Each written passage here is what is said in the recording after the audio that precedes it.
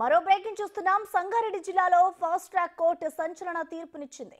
5 ఏళ్ల చిన్నారిపై అత్యాచారం కేసులో దోషి గఫర్ ఖాన్ కు మరణ శిక్ష విధిస్తూ తీర్పునిచ్చింది. కూల్ డ్రింక్ లో మద్యం కలిపి ఇచ్చి 5 ఏళ్ల చిన్నారిపై అఘాయిత్యానికి పాల్పడ్డాడు బీహార్ కు చెందిన 56 ఏళ్ల గఫర్.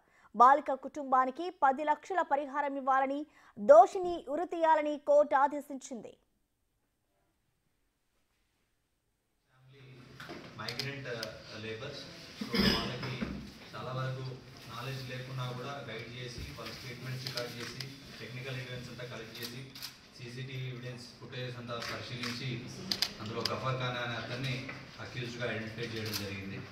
సో అక్కడ క్రిటికల్ ఎవిడెన్స్ అన్నీ కూడా తీసుకొని దాని తర్వాత ఆ అమ్మాయి ఎస్సీ క్యాస్ట్కి చెందిన అమ్మాయి ఉండేవారికి దాన్ని సెక్షన్ కూడా SC/ST యాక్ట్ సంబంధించిన సెక్షన్ పెట్టేసి దాన్ని అప్పుడు మళ్ళీ మా ఆఫీస్లో SP ఆఫీస్ నుండి నెక్స్ట్ ఫర్దర్ ఇన్వెస్టిగేషన్ కోసం అప్పటి DSP పురుషోత్తం రెడ్డికి అప్పగించడం జరిగింది.